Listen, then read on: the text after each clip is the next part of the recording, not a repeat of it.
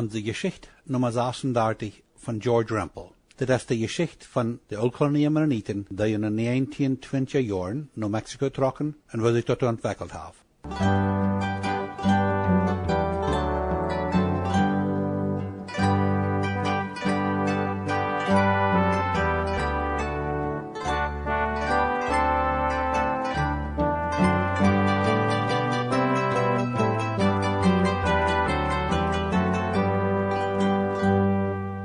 Ditmaal fangen wir an davon zu vertellen, dass die mennonitische Kolonien in Chihuahua von 1956 bis 1960 anfangen sehr viel und sehr große Dinge zu passieren. Was wären diese Dinge? Entweder der große Mangel an Siedlungsland macht die Mennoniten in Chihuahua und die mexikanische Regierung anfängt mit ihrem Seguro Social verursachten Tod ein Uitwandern nach Britisch Honduras, dem Vandaagschen Beweis. Der Mangel an mehr Siedlungsland für junge Leute war bei den Mennoniten 1950 al sehr groß. Und viele landlose Familien und auch so eine Bürgers, die für sich noch Land haben, die aber jeden auch Land verschaffen wollen für ihre Kinder, rechnen mal ganz mit noch Jahrmal übersiedeln. Aber weil es dort all meist vor zum Anfang zu sperren wäre, dort auf diese Siedlung gar nicht überall wurden gute Wasserbarens zu merken gehen, stellten da wir ein Boot immer mehr Leute dort übersiedeln noch Jahrmal ganz an. Und der Mangel an Siedlungsland steht auf den Manitoba ihre Kolonien in Chihuahua jeder Jahr nachher. Durch die sehr 3 Jahren von 1950 bis 1953 aber waren die Bürgers und auch die Gemeinden noch weiter viel armer, mehr Siedlungsland verschaffen wird, so als man das da nennt, Jahr für Jahr noch immer mehr auf die lange Bank geschoben. So dass mit einmal weiter viel mehr Leute jeden Tag nach Kanada tragen wollen. Jeder Jahr tragen in den Anfangs 1950er Jahren einzelne Familien zurück nach Kanada. Meistens wären dort landlose Familien, aber manche Familien, die in diesen Jahren nach Süd-Ontario trocken, wären auch solche, denen dort nicht unbedingt an Land fehlt. Die trocken nach Ontario, um dort zu formen. Sie werden meid von der Gemeinde ihrer Regeln während der Umreifenträgers. Trotzdem dort in Mexiko lang an viel mehr Siedlungsland fehlt, passiert an den mennonitischen Kolonien in den ersten halb 50er Jahren überhaupt nicht viel wird. Wieder dort arbeiten die in den Gummereifen und den Traktoren. Auf der Nordkolonie kann man an den meisten Dörfern noch immer nicht gute Waterbarms merken und das Wasser wird im Fahrjahr immer weiter sehr knapp. Und die Leute errepiert werden nicht sehr stark, ist eine Reihe von 3 Jahren kriegt und die Dörfer, wo das Wasser am knappsten wird, sie nicht genug Futter gekriegt haben. Diese Leute jammern dort über errepiert, dass sie jeden Tag viel Kilometer weit schwere Fuhren Wasser führen mussten. Mehrere Bürger wollen sich über ihre Pied erbarmen. 2 oder 3 Bürger stunden sich taub, von wohnen einer Wunderreifenräder an seinen Traktor scharf und dann damit mit 2 oder 3 Werwes das Wasser versiehen und den Obers ihrem Gebrauch nach Hause holt. Aber so eine Vorders, die sich über ihre und ihre Nobers ihre Pied erbarmten, die werden dann von der Gemeinde ausgeschlossen. Zweite Ding, was passiert wird, dass wie eine Bewegung nach Madison, Ontario zu tragen. Da entwickelt sich langsam eine Bewegung nach Britisch Honduras zu tragen, nach dem Vandaagschen Beweis. Da fängt eine Gruppe an, damit zu arbeiten, dort die Buenos Aires, nordwest von Nuevo Casas Grandes, Siedlungsland gekauft worden soll. Die Jungs verloren wohl sich immer noch mehr die Kontrolle über die Traktoren nicht mit Gummireifenbrücken zu lassen. Durch die Gummireifenfrau oder durch den Kontrolle verlieren über die Gummireifen, fängt die oldkolonische Gemeinde an zu versplittern. 5. Die mexikanische Regierung fängt an, erst so gute soziale Versicherung zu entwickeln. Lokale und Estado-Regierungen fangen an zu planen, einen Hochweg und auch eine elektrische Stromleitung von Cuauhtémoc Dachte man die Tabak-Siedlung, was Rubio zu merken und so weiter. 7. Langsam fängt ein Klonen an, nach British Honduras zu wandern. Das Klonen an, nach British Honduras zu tragen, wird am Anfang nicht durch Gemeindenleiter getan. Das deuten auch so eine Männer, die nicht unbedingt unter die kanadische Regierung, aber auch leider unter so eine Regierung sein wollen, die unter dem britischen Reich in Ehre keine stund, als unter der mexikanischen Regierung. Dort noch Madison, Ontario tragen, wird auch nicht durch die Gemeinden ihre Leiter geplant. Das passiert dadurch, dass da noch immer sehr viel Leute wären, die da viel lieber unter die kanadische Regierung sein wollen, als unter die mexikanische. Von diesen Dingen sollen wir uns nicht am ersten Wort vertalen. Vielleicht ist das neidig, dass wir erstmal davon Wort vertalen, dass die Gemeindenleiter anfangen, die Kontrolle zu verlieren, darüber, dass die Formen ihre Traktor nicht mit Kumreifenräder brücken dürfen. Aber das rennt so sehr durcheinander mit der mexikanischen Regierung ihrem Seguro-Sozialplan entwickeln und mit den Planen nach British Honduras zu tragen, sodass diese 3 Sachen vielleicht hier und da ein bisschen durcheinander worden, müssen verteilt worden. Aber nu noch erstmal war da ein bisschen von den Mennoniten ihre Helterne Wehren in Baggereder und von wo die Mennoniten in Mexiko allerhand Modernisierungen anfangen. Nicht bloß bieten an der Formarbeit, aber auch Lernen am Huishouden. Was die Lot 1930er Jahren fuhren die Mennoniten in Mexiko meistens mit ihren Helterne und eiserne Werwers und mit ihren Baggers mit hoge Helterne Räder. Die Helterne Werwen und Baggerräder wären aber sehr schwer in Ordnung zu holen an den großen Drehen Bestuurstal, wo im Winter und Frühjahr sehr dreht Klima herrscht. Große Helterne Werwers wären wohl noch zu kaufen wie die Krakauers und Cocktail, aber die waren auch immer noch teurer. In den 1930er Jahren wurden in Scheindorf Campo 115 und David Rempel seine Wehrfabrik all eiserne Wehrers gemerkt, aber Helterne Wehrers und Baggers mögen die Mennoniten noch nicht. Denn ihre Helterne Räder waren alt und mussten an den verschiedenen Werkstätten in den Dörfern immer noch ferner repariert worden. Mit einmal fangen einige Bürgers an, alte kleine Trucks und Karren oder Autos in die Werkstätten zu kaufen und mögen davon Wehrers. Am Anfang kauften sie meistens Model T oder Model A, Ford-Karren und Pickup-Trucks für leichtere Wehrers und mehrlich große Trucks für schwere Wehrers. Aber bald hatten die Mennoniten dort angefangen, dass sie von ein bisschen schwere Karren auch gute starke Wehrers merken können. Und dann nimmt das nicht sehr lang, was immer mehr Bürgers dort sagen, dass so eine Umreifen Wehrers für den Gebrauch ab ihrer Form viel praktischer, stärker und dauerhafter wären als ihre große Helterne Wehrers.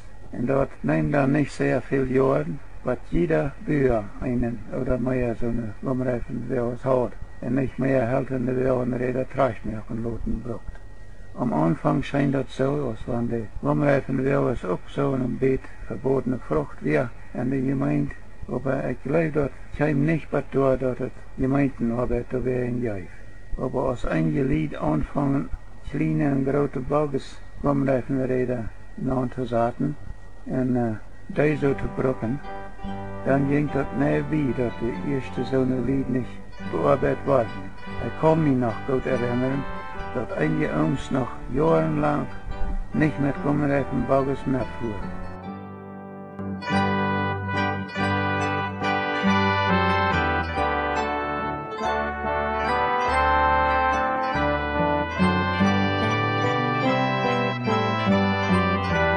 Ein Bild von wo die Todesdurchweg nun grafhaft geführt worden.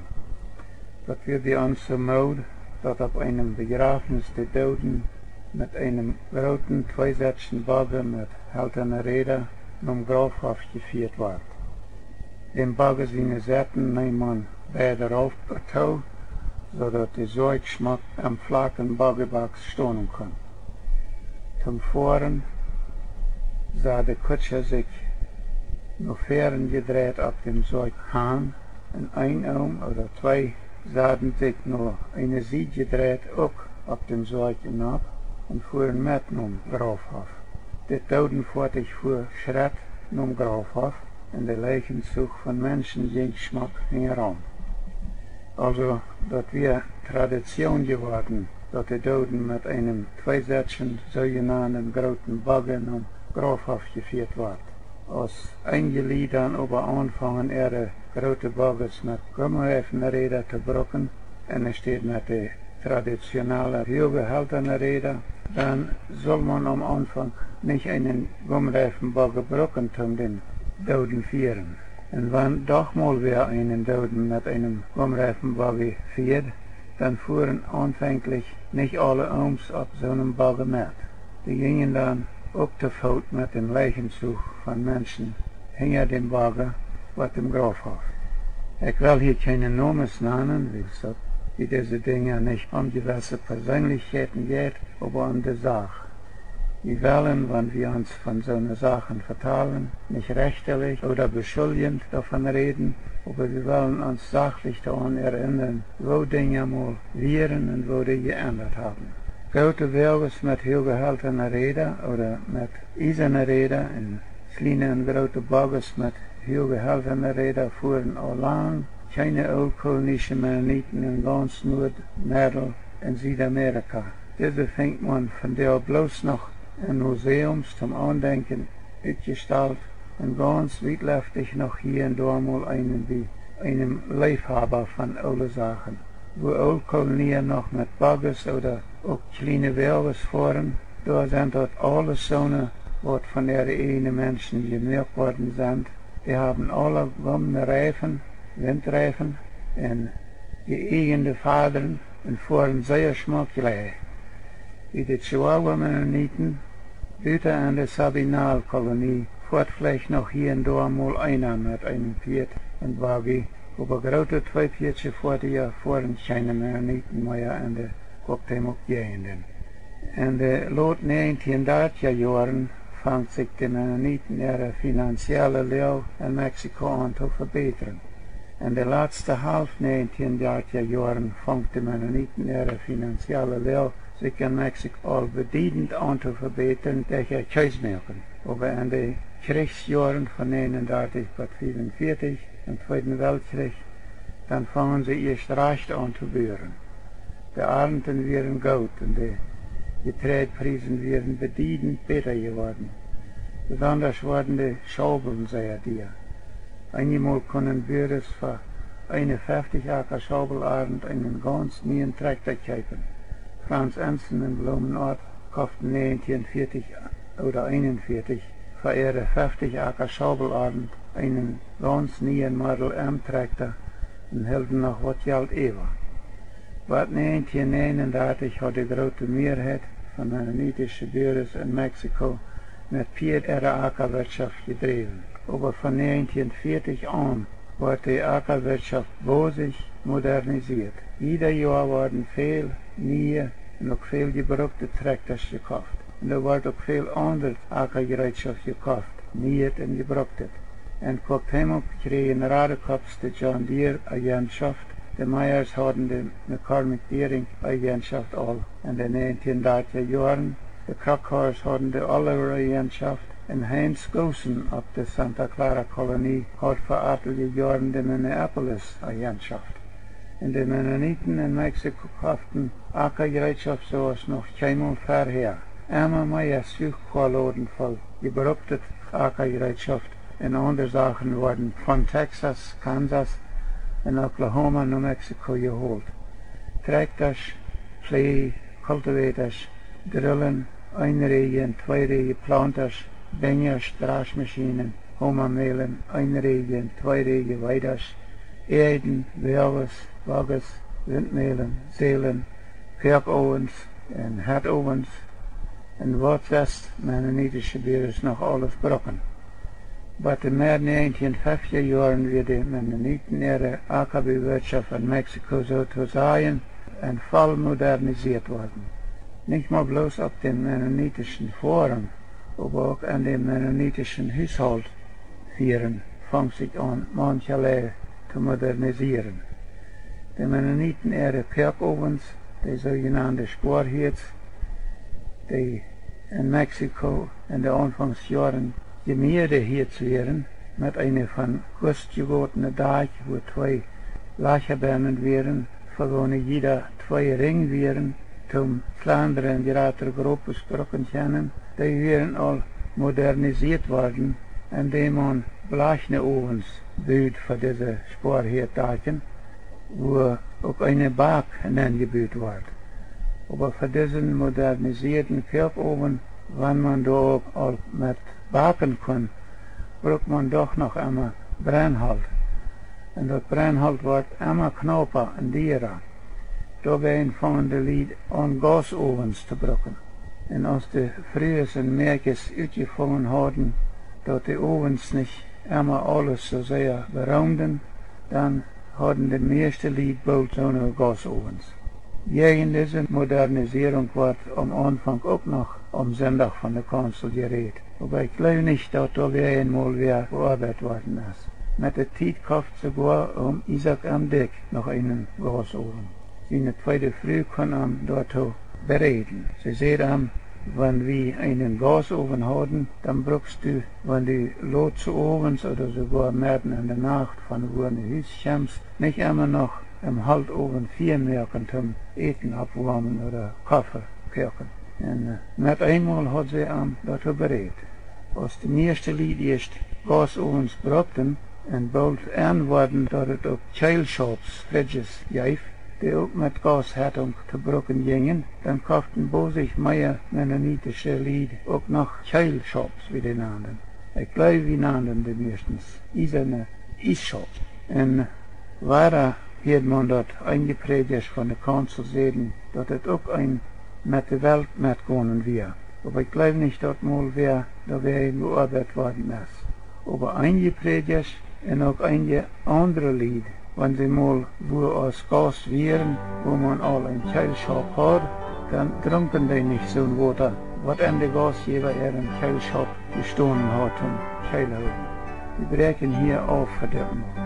Nächstes Mal vertellen wir uns noch mehr von wo die Mennoniten ihre Formwirtschaft in Chihuahua modernisieren und was dort alles aufhört. But nächstes Mal. That's George Rentle.